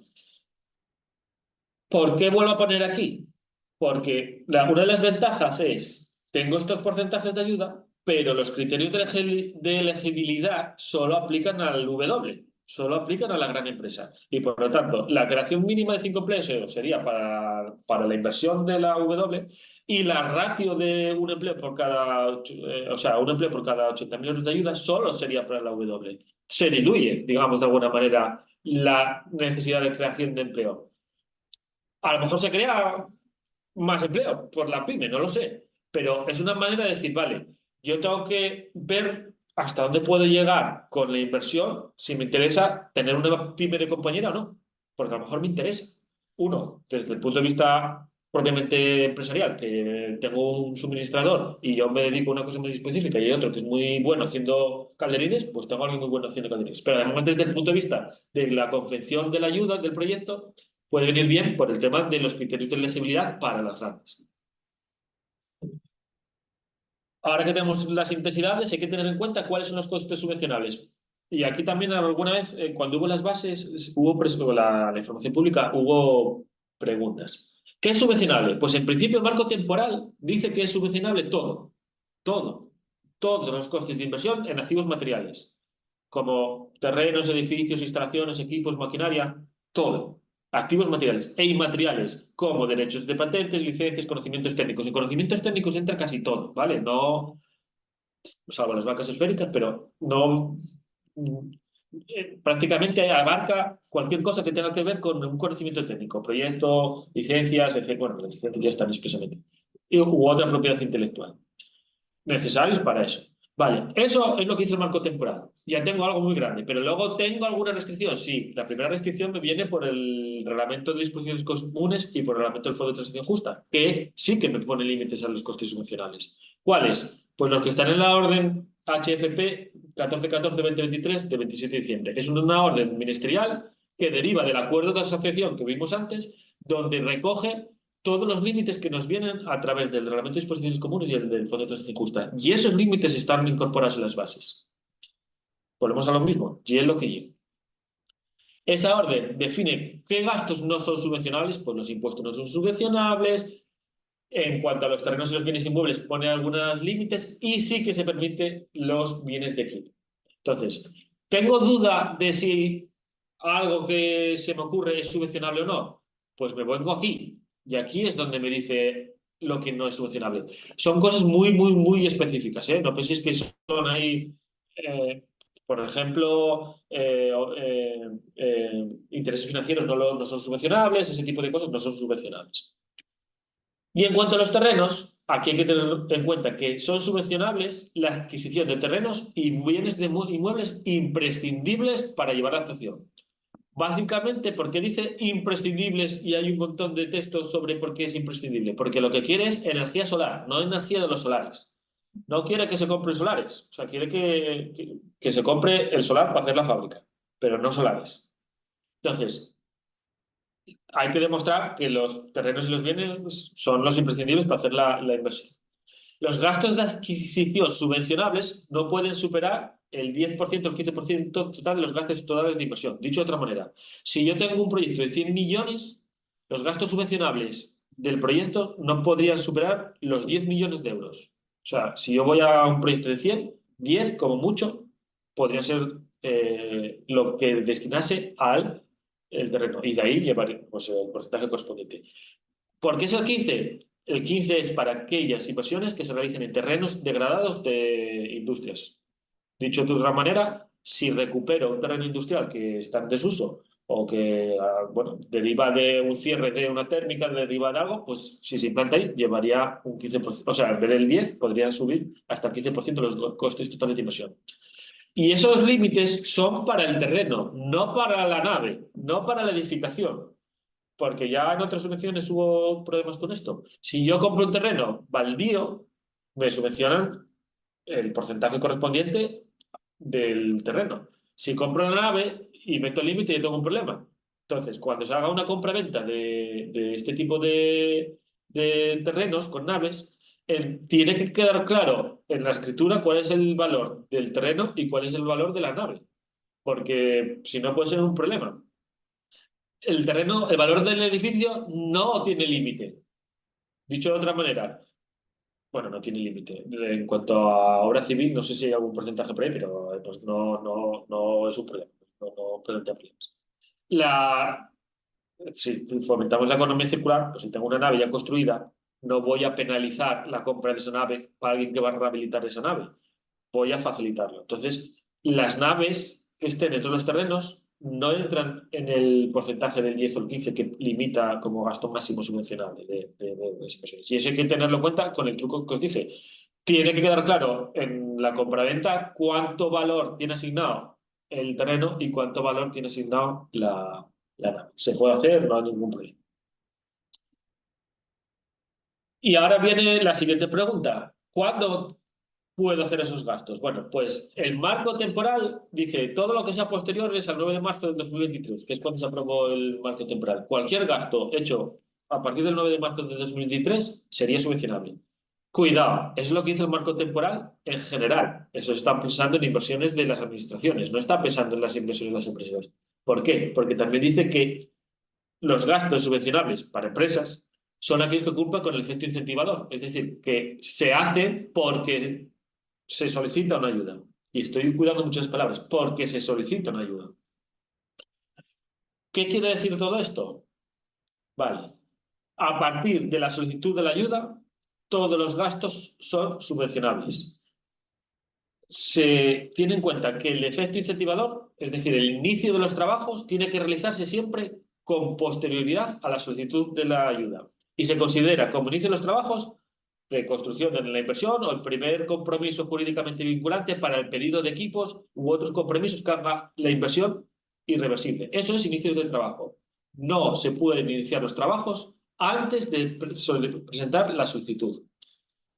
Aquí hay una cosa que dice el marco temporal que también ayuda.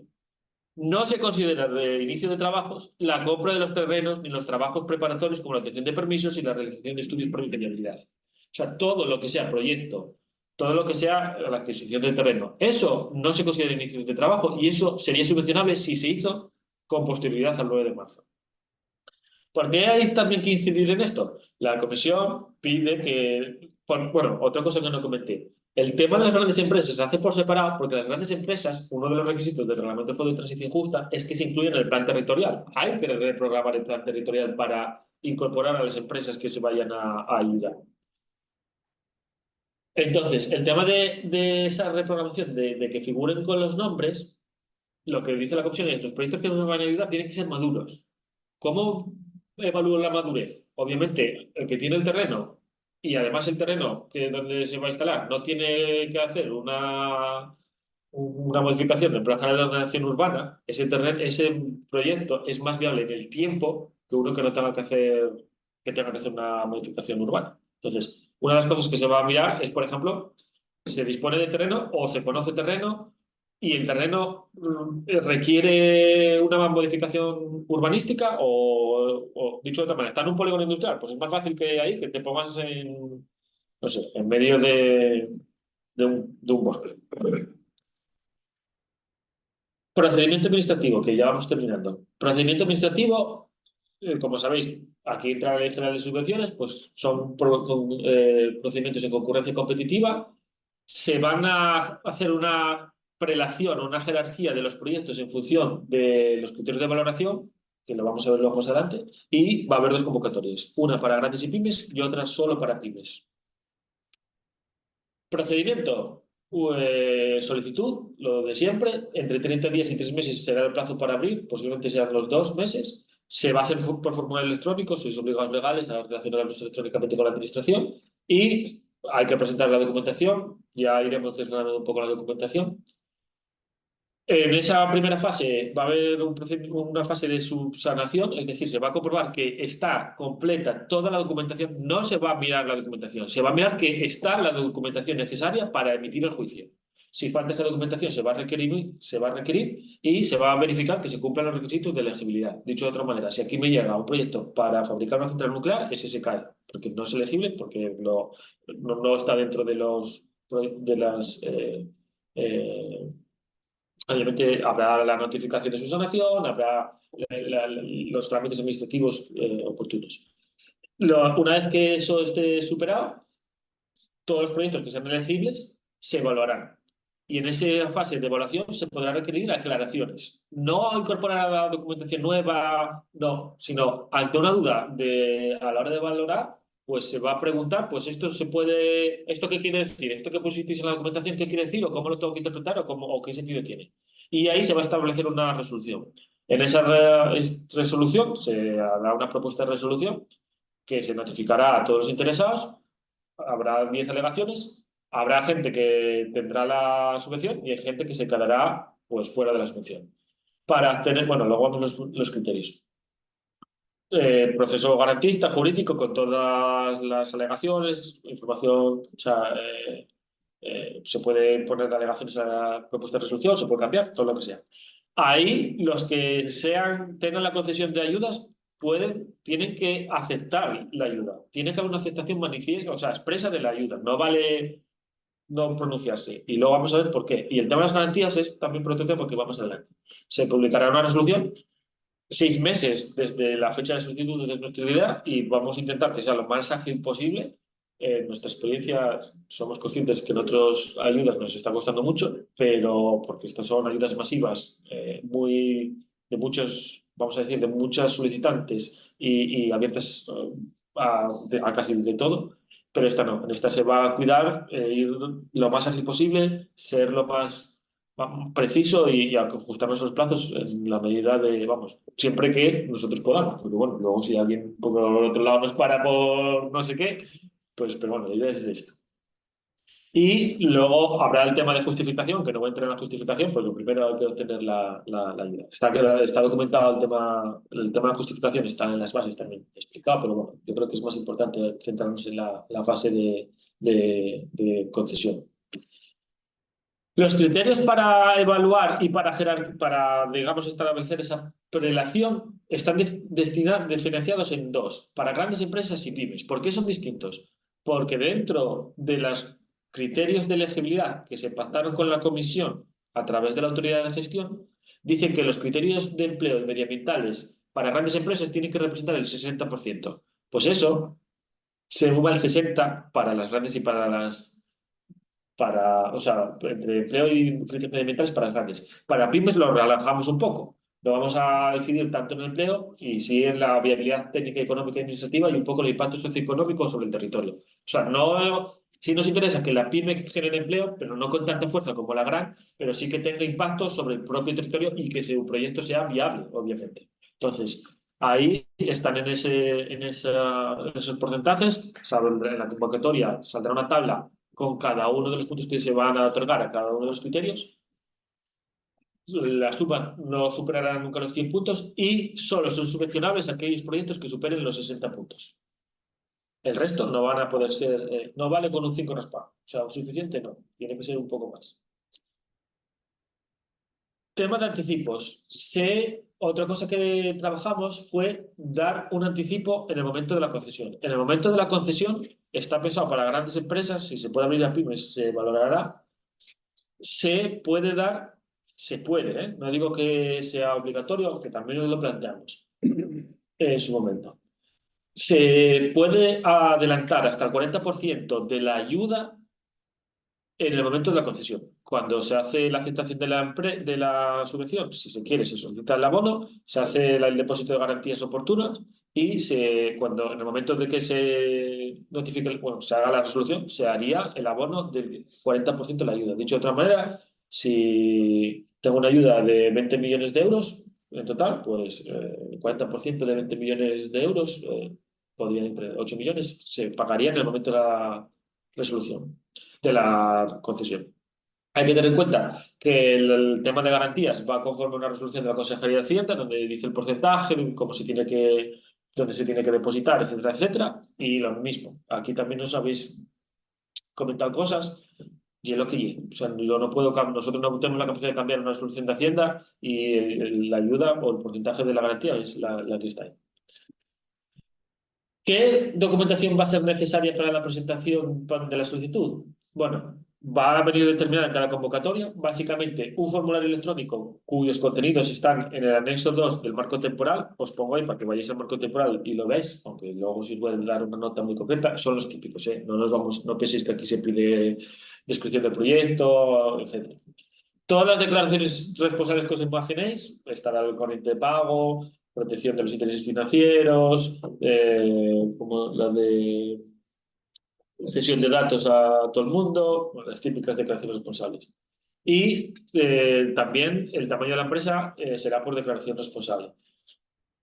Sí que posiblemente, bueno, para la viabilidad técnica, económica y financiera se pidan cuentas, etcétera, etcétera. Tiene que haber ahí documentación que justifique la capacidad técnica y económica de la empresa para afrontar la inversión.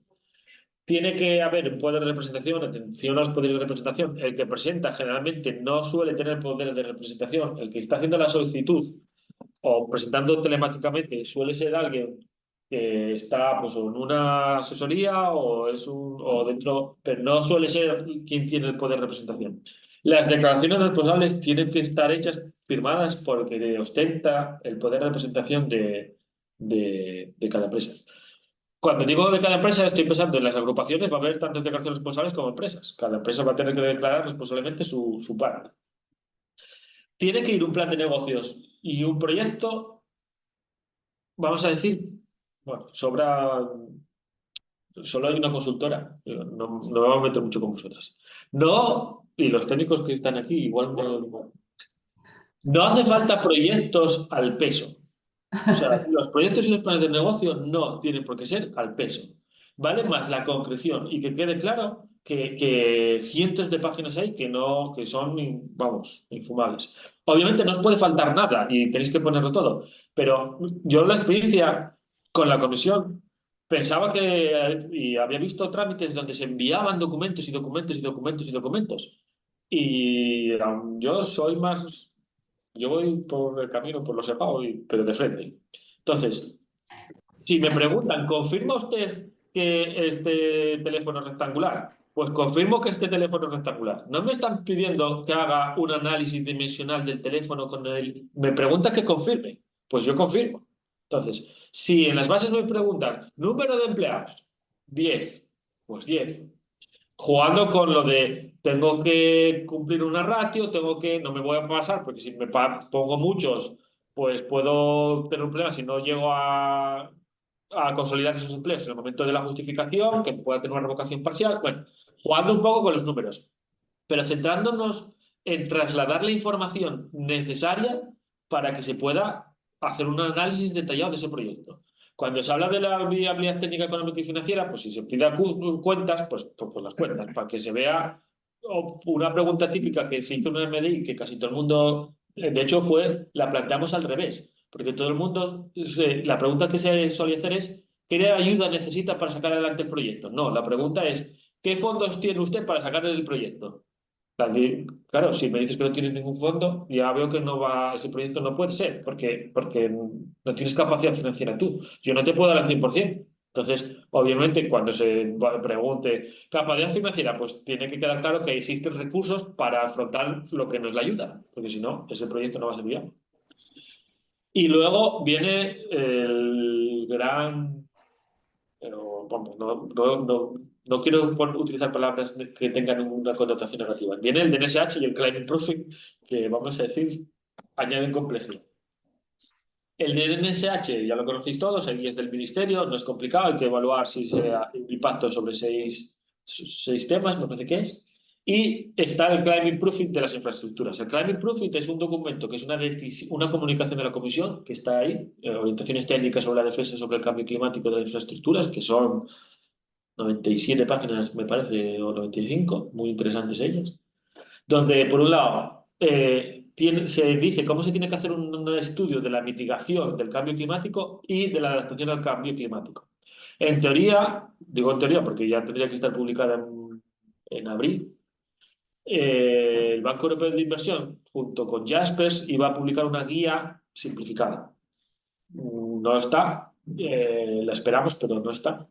Y nuestra idea es simplificar esto al máximo. De hecho, la asistencia técnica que pedimos a la comisión en esta última ronda del programa STAC es para que nos ayuden a elaborar vamos a decir, una tabla, por simplificar, una tabla o algo que sea lo más sencillo para las pymes. Para las grandes pueden tener capacidad de afrontar esto, pero para una pyme esto es más complicado. Entonces, ¿qué consiste esto para que las consultoras vayáis viendo por dónde van los tiros? Bueno, hay que hacer un análisis de la neutralidad climática y de la resiliencia. Yo estuve en alguna charla en Madrid donde alguna empresa que se dedica a hacer carreteras, pues lo tienen, y aeropuertos, que dieron ahí un ejemplo y estuvieron, la verdad, muy interesante. Claro, esta gente ya lo tiene súper automatizado y súper, vamos a decir, inculcado dentro de su estructura. ¿Por qué? Porque una carretera puede pasar casi por cualquier sitio y pues puede ser afectada por inundaciones, puede ser afectada por el viento, bueno, tienen ya una metodología instaurada que funciona. Claro, la idea es, la carretera pasa por donde sea, pero que va a poner una nave, generalmente la va a poner donde le dejen, porque ya hay planes generales de ordenación urbana, ya hay Confederación Hidrográfica del Cantábrico que pone sus límites, no vas a poner una zona inundable, pero no te van a dejar. Entonces, hay que buscar la manera de simplificar eso. Básicamente, lo que hay que tener en cuenta son los escenarios climáticos que están en el IPCC y que pueden tenerse en cuenta para ver qué va a pasar. ¿Asturias va a estar en riesgo de sequía? Pues a lo mejor sí o no, dependiendo del escenario que se tenga. ¿Esa sequía va a afectar a mi proceso productivo? Pues si necesito mucha agua, pues sí. Entonces tengo que analizar cómo ese impacto va a tener sobre mi proyecto. Aquí tampoco hay que complicarse mucho, porque si entráis en la guía, al final son tablas. Y yo digo, ¿qué riesgos tengo? Este bajo, este medio, este no sé qué, no sé cuánto. ¿Qué impacto tienen o exposición tengo mi actividad contra este? Pues si está baja, nada, son tablas. Cuando digo que son tablas, puede ayudar, porque, por ejemplo, no lo he comprobado todavía, que es una cosa que tengo en el debe. Si la estrategia del clima del Principado de Asturias hizo un análisis de riesgos climáticos en el Principado de Asturias, ya tenéis el análisis de riesgos climáticos de Asturias. O sea, si ahí dice que Asturias no tiene riesgo no sé, de sequía extrema, pues ya está, ya hay un sitio donde lo dice, no hace falta, ya sabemos que en Asturias no lo hay, porque ya está contemplado ahí. Habría que ver con qué escenario climático se dice y demás, pero bueno, que se puede simplificar, pero hay que tener en cuenta muchos detalles y ahí el trabajo de las consultorías es importante para que simplifique esto al máximo. ¿Vale? Entonces se puede decir, bueno, pues esta zona, no sé, el oriente o el suroccidente o el norte o el sur, pues el riesgo es la nevada. Bueno, pues a ver, en general yo creo que no va a haber muchísimo problema porque no vamos a poner ninguna planta de producción en plenos picos de Europa. Y el área, pues son las áreas industriales de la región. Cuencas, zona de Cangas-Tineo, área central y costa. Costa occidente y, bueno, Vilés, Gijón, y vamos, donde está la industria central. No quiere decir que esté limitado a otros sitios, ¿eh? Está abierto, no hay limitación territorial, ¿eh? Donde sea, que sea compatible con la normativa urbanística que sea de aplicación. Hay que hacer un análisis de huella de carbono. Aquí también eso es algo que nosotros, bueno, ¿con qué se hace el análisis de huella de carbono? El ejemplo más claro son los certificados de eficiencia energética, que hay una herramienta común y entonces comparo peras con peras y manzanas con manzanas. Pero aquí, si uno me hace la huella de carbono no se sabe cómo y otro lo hace de otra manera, pues bueno, eso va a ser un poco complicado. Intentaremos en la convocatoria, si tenemos la guía, afinar un poco eso. Y todo esto, como digo lo de los proyectos al peso, 10 y 20 páginas, no tienen que estar más. Lo dice el propio documento de la comisión. No debería ocupar más de 10 páginas. O sea, no hace falta ahí hacer un proyecto de 200 páginas. No es una evaluación. Si hay evaluación ambiental, obviamente todo lo de la evaluación ambiental se puede aprovechar para esto, porque la evaluación ambiental, mucho de lo que se pide en el climate proofing ya está en la evaluación ambiental. Climate proofing, la comisión del espíritu que dice es, yo te voy a dar dinero y voy a buscar la excelencia. Entonces no digo la excelencia, voy a ser ultra exigente. Digo, vas a tener que dar un poco más del mínimo, no el mínimo mínimo. Está claro que ya no se puede contaminar, pero aparte de no contaminar, pues vas a intentar hacer un esfuerzo para reducir tu huella de carbono. Dicho de otra manera, si tengo que poner entre una caldera de fuelóleo y una caldera de gas, aunque el gas tiene bueno, los combustibles fósiles tienen su problemática específica, pero bueno, pensar en algo así, ¿eh? Obviamente van a favorecer una de gas que una de fuelóleo. O dicho mejor, una de fuelóleo o una de biomasa, pues van a favorecer una de biomasa, porque se entiende que es más sostenible que la de un combustible fósil. ¿Y qué hay que tener en cuenta? Y ya con esto termino, porque ya creo que me he pasado el tiempo. No, bueno, nosotros ya tenemos que tener libre, digo, un poco por... No, nada, ya. Tenemos otra... No. Sí, esta diapositiva y se acabó. Hay que tener en cuenta, tiene que dar claro la calidad de la documentación, por favor, la documentación, lo más de la mayor calidad posible. Viene bien para vosotros y esto lo podéis también, te viene bien para nosotros. Tiene que quedar claro en la documentación la madurez del proyecto. Tiene que tener en cuenta que hay que seguir el orden de los criterios de priorización. Si en los criterios de priorización se mete la nueva Bauhaus es un espíritu de la Comisión para favorecer el arte y la integración. En un proceso industrial hay gente que dice, no, es imposible. Bueno, ir a ver las turbinas de Agoño o las hidráulicas que hay en Belmonte. No sé el nombre, no sé si es la de Belmonte. Son auténticas obras de arte por dentro y por fuera. Las están hechas por un arquitecto muy... Es un sobrecoste, supongo, pero si podéis... Vamos, si pintando la fachada de azul tenéis más puntos, pues pintar la fachada de azul. La idea es que no se pierdan puntos por no tener en cuenta criterios de priorización que están ahí contemplados y que a lo mejor un punto, 2 o 3 se pueden conseguir con algo muy sencillo, que no hace falta romperse mucho la cabeza, que no perdáis puntos de todos los que van a estar en el juego. Atención a los criterios de la actividad de las grandes empresas, atención a las declaraciones responsables, cuidado con la inversión y el empleo creado, jugar con el tema de las ratios. Y el anexo 2 del TCTF pregunta que por qué es necesaria la ayuda para ese proyecto y por qué pasa por la ayuda. Bueno, aquí ¿y por qué no lo haces aquí y no lo haces en otro lado? Bueno, te puedes plantear y estar 10, no sé, iba a decir 10 horas, dándole vueltas a cómo contesto esa pregunta. No os compliquéis. ¿Por qué haces esa ayuda? Por los motivos por los que se publicó el TCTF. ¿Por qué se publicó el TCTF? Para favorecer la atracción de aquí. Porque esta ayuda me permite reducir mis costes o es un impulso a mi CAPEX. O sea, los que dice el Fondo de Transición el marco temporal de por qué se dan esas ayudas, sirve casi como justificación de por qué quieres la ayuda. No nos compliquemos, ya está ahí, hay que hilarlo un poco y ponerlo un poco bonito, poner el lazo, pero no nos compliquemos. Básicamente, pues porque es más interesante aquí y quiero favorecer aquí que ponerlo en otro sitio, por todos los motivos que independencia estratégica de sectores estratégicos y demás. Próximos pasos. Ya tenemos aprobadas las ayudas de Estado. Las bases, en teoría, están para segundo trimestre. Queríamos que estuviesen antes de que acabase este mes. Están ahí, todavía no las tenemos, pero están ahí. Bueno, por medio tendremos que hacer nuestras cosas internas de reprogramación y adaptación al STEP. Esos son temas de financiación de fondos. Y la resolución de las bases de grandes empresas. Queremos tenerlas antes de que acabe el año y al mismo tiempo lanzar la convocatoria de pymes. O sea que en estos próximos 6 meses es una visión un pelín optimista, pero vamos a seguir siendo optimistas, pensar en lo bien y el Sporting también, por supuesto, no nos vamos a olvidar, hay que ser optimistas. Intentaremos ir ágiles. Por eso esta reunión o esta charla es para que la gente que tenga interés empiece a manejar la documentación, se lea el climate proofing, se empiece a preparar los papeles y que tenga en cuenta lo que más o menos se va a pedir. Y nada, tenemos la tradición, conocemos el camino, tiene sus curvas, pero ahí está. Tenemos ideas, hay fondos y tenemos gente. O sea que la transición verde, a ver si la conseguimos que sea en el paraíso verde. Pues muchas gracias. Sepáis que lo vamos a subir al canal YouTube de la Cámara.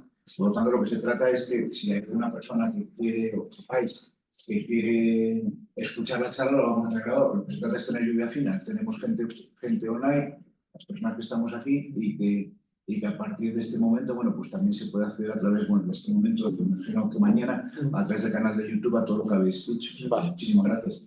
Tenemos arriba un café por si queréis preguntar alguna cosa. Nos aprovechamos, digo, porque a las 11:30 tenemos otra otra presentación. Entonces aprovechamos y tomamos un café y preguntar lo que queráis. Vale. Vale. Perfecto.